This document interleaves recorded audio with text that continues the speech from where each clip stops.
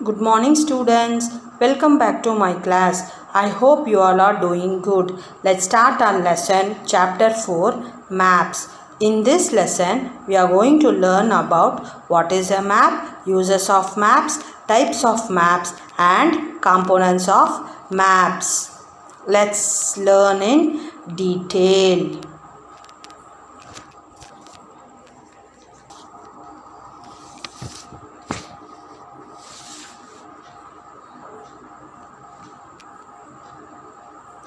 The globe is a model of the earth on a small scale.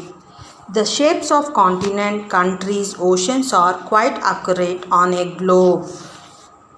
But details like small towns, villages of a country cannot be shown on a globe. The Earth's surface, either whole or part of it, can be represented on paper. Such representation is called a map. Now let's see uses of maps. Maps help us to know the distance, how far away from one place to another place. A map gives a minute depiction of a very large space. Maps are easier to use and easier to carry around.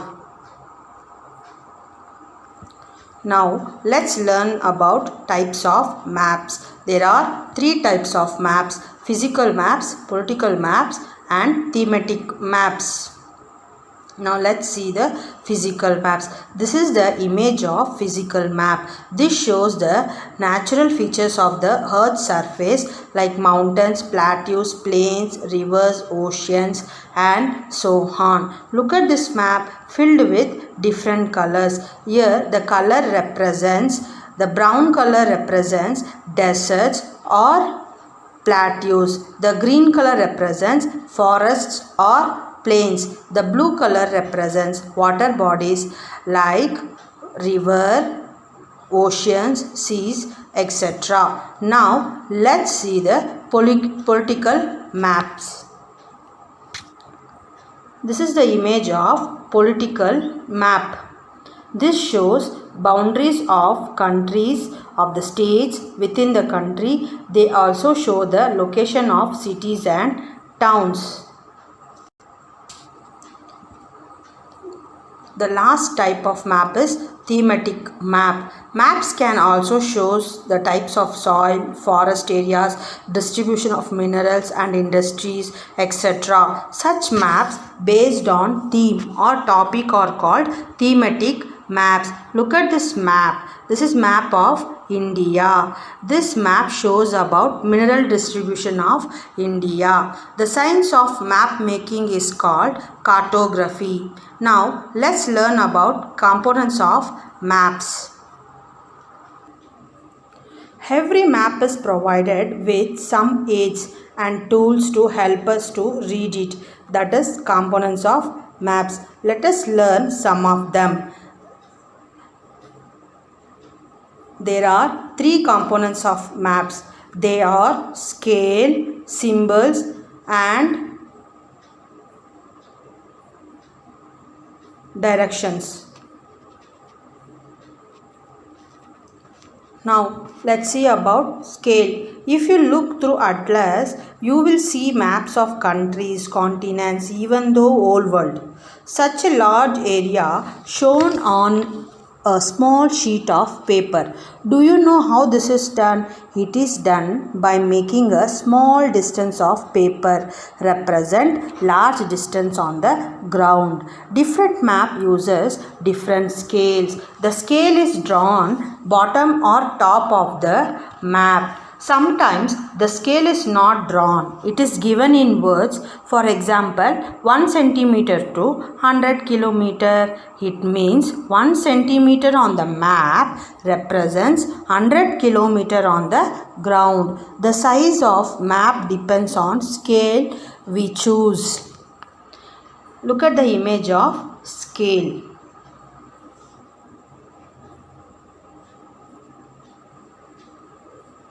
If you look any map, you see a vertical line with an arrow at the uppermost point of the right or left corner of the any map is called north line, and it shows the north direction. Look at this map. I have highlighted in green color. You can see a arrow mark and there is a alphabet N.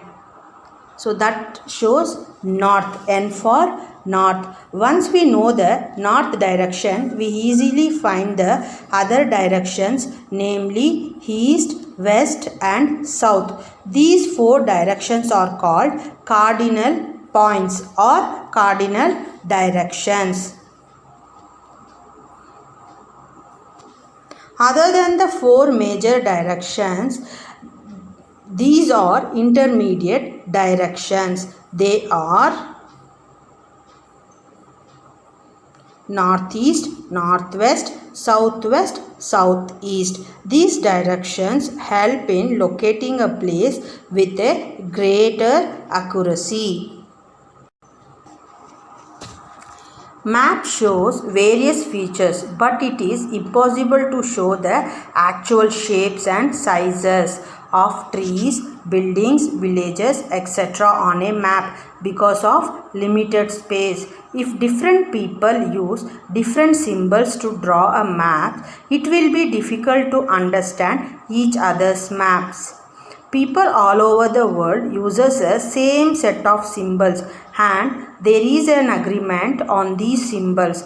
These are called conventional symbols. Some conventional symbols are shown here. Look at the images. Children, look at this map. I have highlighted in red color which shows about legend. Here there are few symbols with triangle shape, square shape, circle shape symbols. It shows the copper, backside, iron, etc. And also I have highlighted in black color, that is a scale. Scale map, not for scale, it's written no. So it's a scale. Now let's see about sketch. You need to visit your friend's place and you don't know the way. Your friend gives you the rough drawing to show how to reach his home.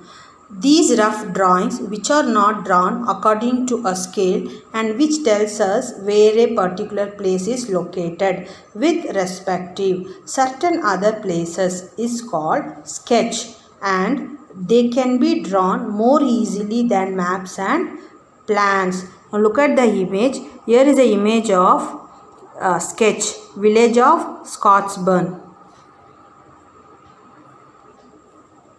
A map cannot show the internal details of the drawings. For such instances, we refer to plan, which is detailed drawing of small area drawn very large scale. This is the image of plan.